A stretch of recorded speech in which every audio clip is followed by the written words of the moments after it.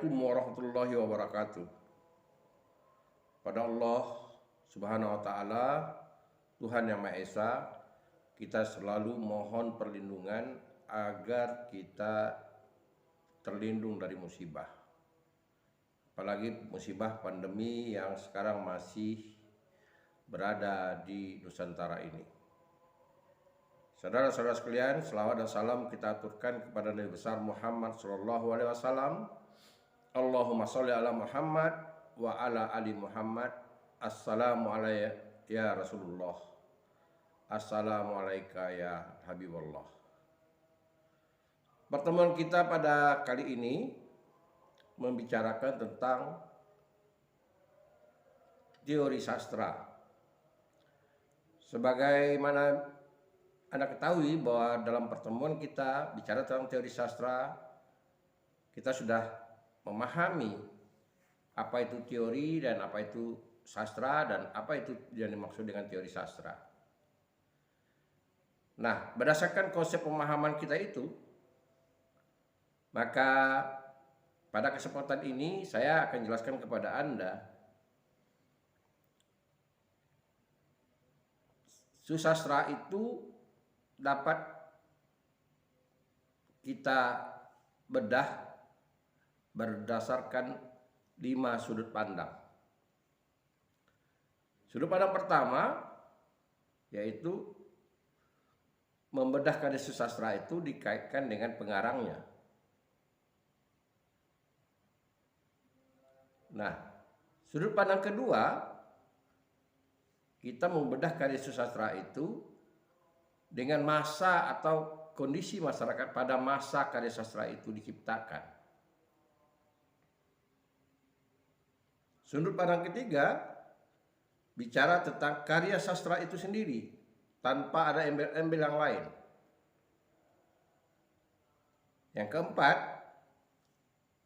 membicarakan sudut pandang sastra itu dari pembaca atau penikmat karya sastra. Dan kemudian yang kelima, membicarakan tentang karya sastra itu dari segi pengarangnya, masyarakat pembacanya, dan karya sastra itu sendiri. Masing-masing punya pisau bedah yang namanya teori sastra. Nah, hari ini pada kesempatan ini kita menggunakan satu pisau bedah. Pisau bedah karya sastra itu yang kita lihat dari kacamata karya sastra itu sebagai ciptaan yang ada hubungannya dengan pengarangnya. Saudara-saudara sekalian, teori ini dikatakan teori struktural genetika atau struktural genetik. Nah, istilah genetik ini kita kenal di dalam ilmu biologi. Struktural udah pasti kita tahu semua, struktur, bangunan, konstruksi. Kalau dalam segi teknik sipil, konstruksi. Susastra itu, karya susastra itu dia punya konstruksi, punya bangunan. Siapa yang mengarsitek konstruksinya itu? Ia pengarang. Ia sastrawan yang menciptakannya. Nah, boleh jadi sebuah karya sastra itu punya ciri khas karena penciptanya berbeda. Dan boleh jadi juga sebuah karya sastra itu sama karena penciptanya sama. Saya beri contoh. Karya-karyanya Hamka itu ada namanya Merantau ke Delhi, kemudian di bawah lindungan Ka'bah dan tenggelamnya kapal pada Ruiz. Itu kalau dikaji nampak itu kesamaannya. Karena itulah ciri khasnya Hamka. Tetapi kalau kita bandingkan dengan Sultan Tahdil Ali Sabana, meskipun ia berasal di negeri yang sama, Minangkabau, berbeda. STA ya, ciri khas STA yang orangnya humanis, sementara Hamka orangnya yang religius.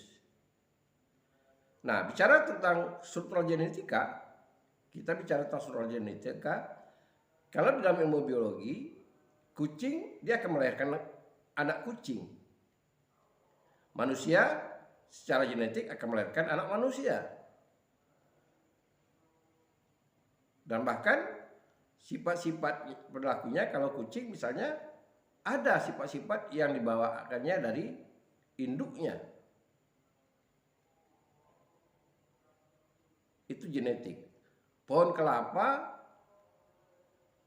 akan menumbuhkan bibit pohon kelapa.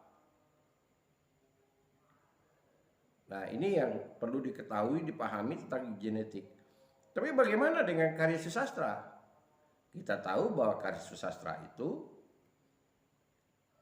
lahirnya dari pengalaman seseorang yang dikatakan penyair, mulai dari pengamatannya, perasaannya, pikirannya, apa yang dia lihat, apa yang dia dengar, apa yang dia rasakan, baik secara langsung maupun secara tidak langsung, tetapi mempunyai perhatian bagi dia, ada perhatian dari dia terhadap sesuatu, dan itulah yang dilahirkannya atau yang dituangkannya dalam karya sastra.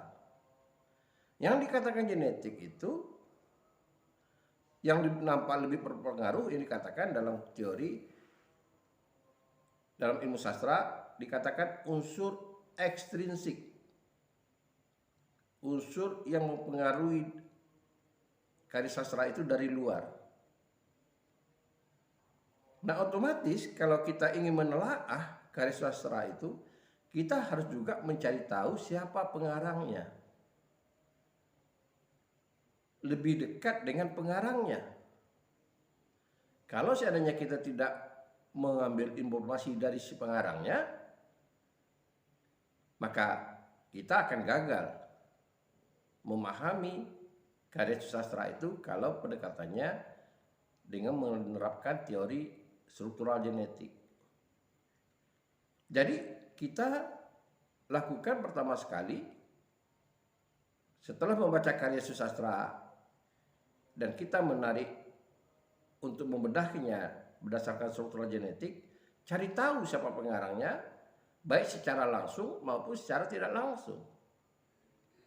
Secara langsung maksudnya kita jumpai pengarangnya dan kita bisa melontarkan pertanyaan-pertanyaan atau wawancara atau berbicara dengan pengarangnya seputar kelahiran karya sastra itu yang menginspirasi pengarang menciptakan karya itu, dan otomatis kita terbuka atau memudahkan pemahaman kita mengapresiasi karya tersebut. Itu yang dikatakan dengan struktural genetik. Kita ingin membedah novel manusia, Bumi Manusia, maka kita perlu, nggak mungkin kita mau dapat dijumpai Pramudia Anantatur karena sudah meninggal. Tapi orang-orang menulis tentang karya Pramudia Anantatur berupa kritik esai, itu dapat kita jadikan referensi. Siapa Pramudia Anantatur ini? Mungkin cara pandang dia, pengalaman hidupnya, bisa jadi pengalaman hidupnya itulah yang diekspresikannya pada novel Bumi Manusia. Saudara-saudara sekalian, dalam struktur genetik ini dipahami bahwa karya sastra itu tidak bisa terlepas dari pengarangnya. Dorongan dari dalam diri si pengarang lah akhirnya karya sastra itu lahir.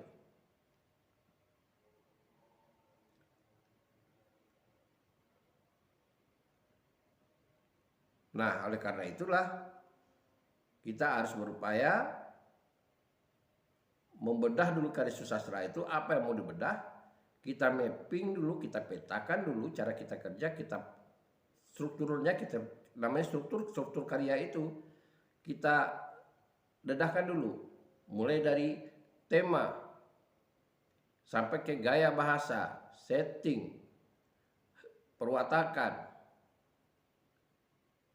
Kita mapping dulu.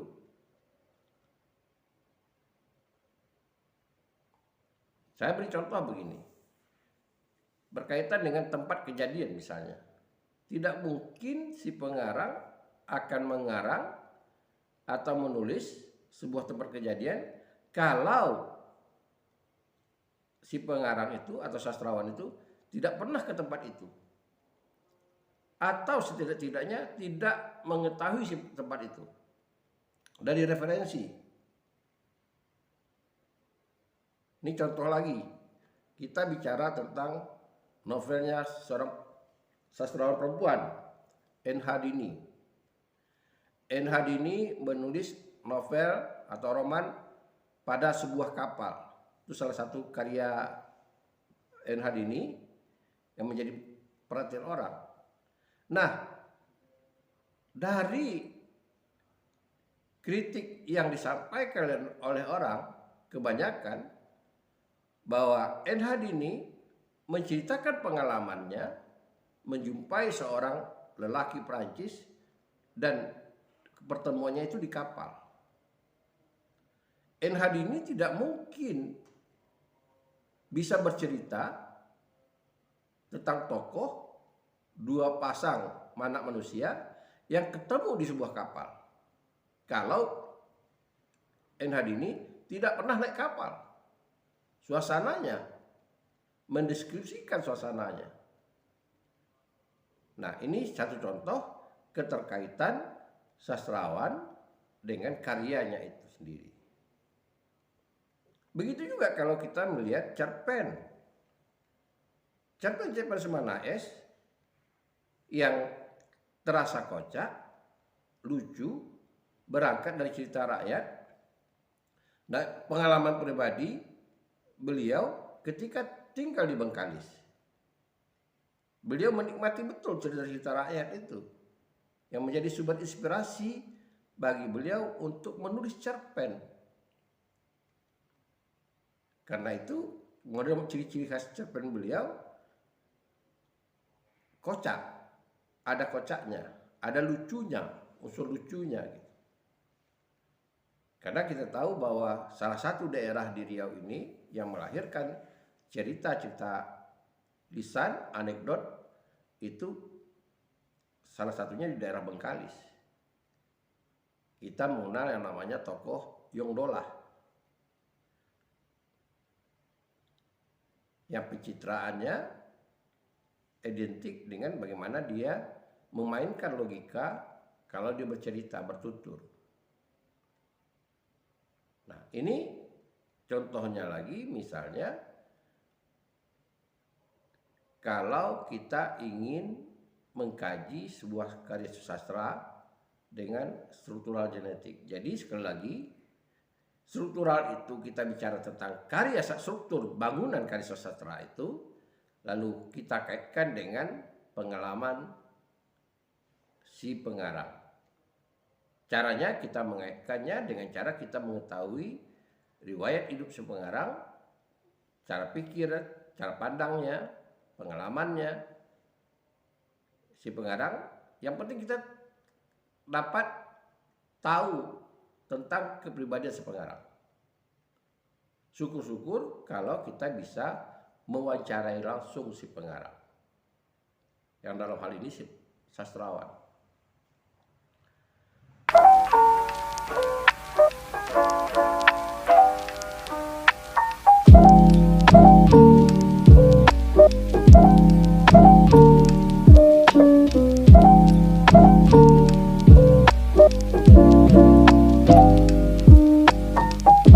Nah, sekali lagi kita dalam teori kita tahu ada unsur ekstrinsik. Nah, unsur ekstrinsik itulah yang mencerminkan pada bangunan atau unsur intrinsik. Apa itu unsur ekstrinsiknya? Ya, ideologi, politik, sosial, budaya, pertahanan, keamanan, agama, dan kepercayaan. Kalau kita bisa mudah mengingatnya, I, Polexus Bud Hankam agama dan kepercayaan. Berkisar ke ruang lingkup itu.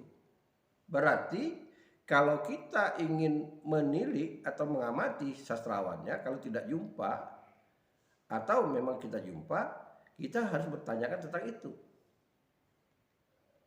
Bisa jadi pengaruh suasana politik pada masa itu yang menimbulkan karya sastra dia lahir. Contoh, kita bicara tentang Habib Khairil Anwar. Habib Khairil Anwar ini banyak dibedah oleh Habib Yasin. Nah, kenapa lahirnya Sajak Aku, sehingga ada mengatakan itu sajaknya perjuangan. Aku kalau sampai waktuku ku mau tak seorang kan merayu, tidak juga kau.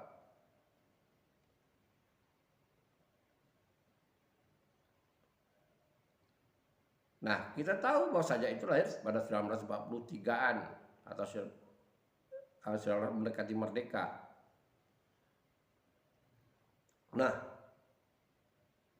tentu kita bisa menyadari bahwa Khairil Anwar sedikit banyaknya merasakan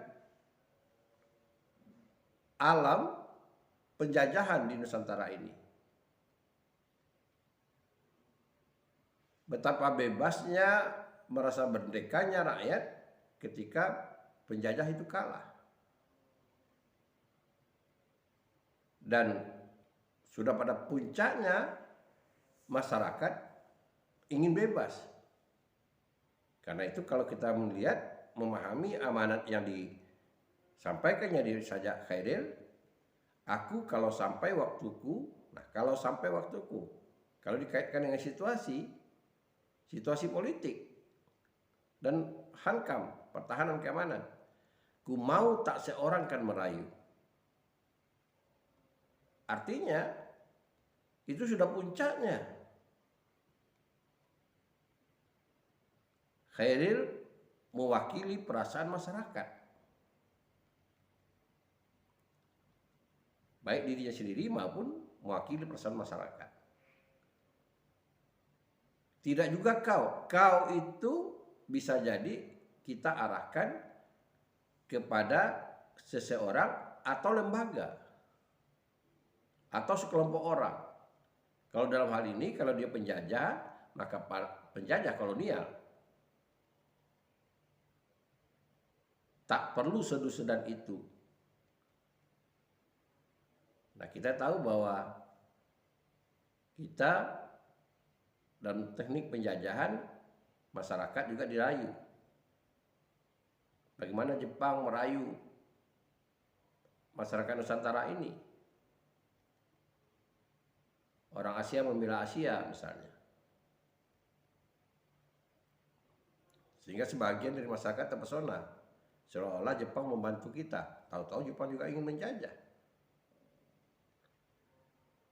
Nah, puncak dari muaknya, dari ingin bebasnya, dicerminkan oleh Khairil, aku ini binatang jalang. Bayangkan binatang jalang, diumpamakannya masyarakat itu binatang jalang, sudah tidak bisa. Jadi diumpamakannya dengan binatang jalang.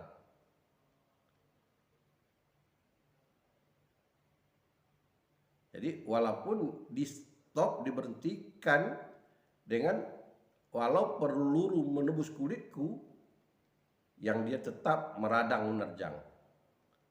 Bahkan dia tidak merasakan luka itu lagi, dia akan bawa berlari. Sampai dia tidak merasakan lagi luka itu. Dan betapa dahsyatnya ekspresi yang disampaikan dalam Sajak Khairil itu tentang suasana pada masa orang atau rakyat Indonesia ingin merdeka. Saudara-saudara sekalian, nah disinilah kita bisa melihat bahwa hubungan karya sastra dengan Khairil. Dan kalau dilihat lagi dari kehidupan Khairil, Kenapa dia punya karya-karya tidak romantis, ekspresif, di samping pengalaman dia mengalami pengalaman pribadinya. Menurut catatan dari Habib Yasin, Khairil Anwar ini ditinggalkan oleh bapaknya merantau ke Jakarta. Dari Medan 3 bulan bapaknya tidak ada kabar. Akhirnya ibunya mengajak Khairil yang kecil untuk menelusuri bapaknya di Medan. Dari Medan berangkat ke Jakarta. Tiba-tiba di Jakarta baru diketahui bapak Khairil udah nikah. Udah menikah lagi. Ibunya bertahan 1 bulan. Tapi nggak tahan lagi, ibunya kembali ke Medan. Dan Khairil ketika diajak ibunya, dia tidak mau, dia bertahan. Anda bayangkan seorang remaja tidak ada ibu bapak, tidak ada yang menasihati, tidak ada yang memperhatikan perilakunya. Maka jadilah ia dalam tanda kutip manusia jalang. Karena itu ada yang mengatakan Khairil itu sebagai binatang jalangnya yang dikatakan di dalam puisinya. Nah, kalau kita ingin tahu terus tentang Khairil, maka kita akan tahu sifat-sifatnya Khairil dan kenapa karya itu lahir. Tetapi salah satu contoh, Habib Yasin mengatakan begini, meskipun Khairil itu konon katanya sebagai lelaki yang bebas, yang jalang, bahkan dia punya penyakit kelamin, sifilis, ia punya paman namanya Sahrir, bahkan itu tempat ia meminta uang untuk berobat. Ada sifat-sifatnya Khairil yang tidak boleh ditiru. Dia seorang pembaca, orang yang jago penerjemah, tetapi karena dia tidak punya uang, maka dia terkadang mengutil buku di toko buku Belanda.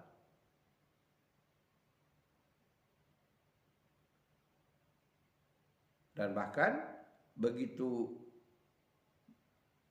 bosannya, pamannya Sahrir, pernah satu kali peristiwa, ia ketika mendatangi rumah Sahrir, ia ingin meminta uang untuk berobat. Sahrir marah. Marahnya begini, ada maksud arti menasihatinya. Menasihati karena Khairil itu punya penyakit kelamin, sifilis, lalu Sahrir pamannya mengatakan bahwa dia sudah bosan dengan Khairil dan dia tidak mau mengasih uang. Apa yang terjadi? Khairil pamit.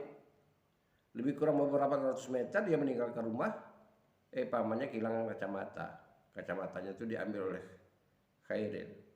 Itu sifat-sifat yang nyeleneh yang dilakukan oleh Khairil Anwar. Ini dari literasi yang saya baca. Pernah juga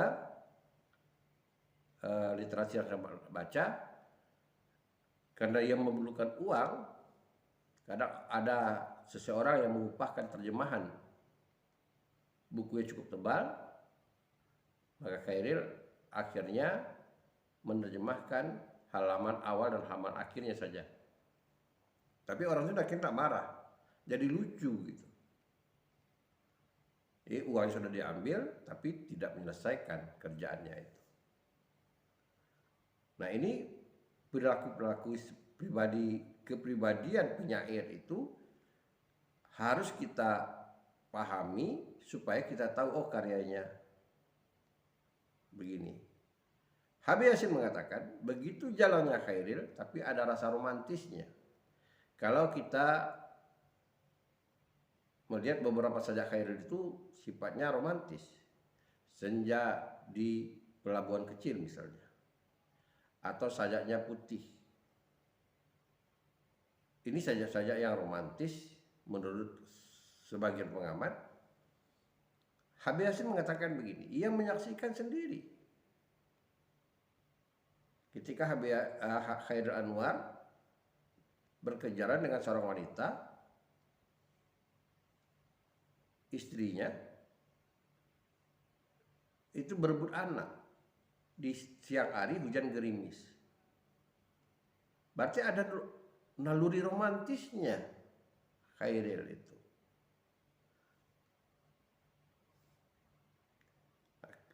Lalu kita bisa memahami bahwa manusia itu komplit punya sifat.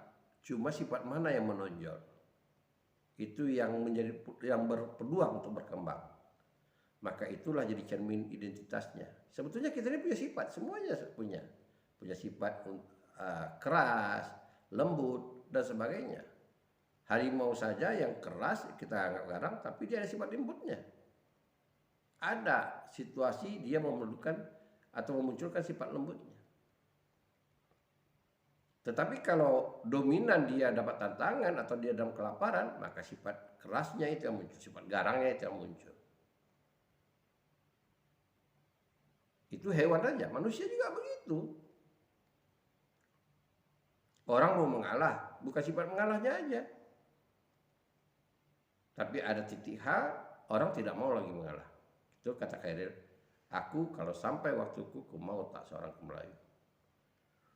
Jadi kembali kita simpulkan, struktural genetik atau struktural genetika itu kita membedah karya sastra dikaitkan dengan mengenal cara pandang, cara pikirnya si pengarang, si sastrawan sebagai wujud yang tercermin dalam karyanya. Tentu kalau kita bicara tentang penelitian kualitatif, kita perlu validitas datanya. Ya, valid datanya itu kalau lebih bagus kita jumpai sastrawannya, namun kalau tidak kita bisa berjumpa melalui pembicaraan orang, esai kritik yang berkaitan dengan karyanya, dan tulisan-tulisan orang yang berkaitan dengan perjalanan hidupnya.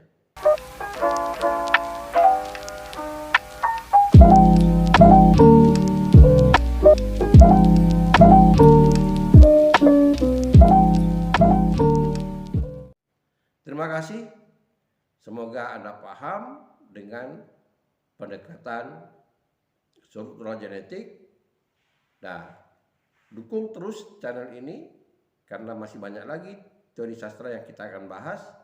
Kalau Anda belum subscribe, masih belah Anda subscribe. Dan kalau Anda merasa perlu disebarkan, Anda share melalui IG Anda, pertemanan Anda boleh share apa yang saya katakan ini. Dan sekali lagi, saya ini seorang manusia sebagai pengajar, tapi saya bukanlah orang yang sempurna. Mari kita saling mengisi, saling menyempurnakan agar kita mendapat ilmu yang sempurna. Wabillahi taufiq wa hidayah. Assalamualaikum warahmatullahi wabarakatuh.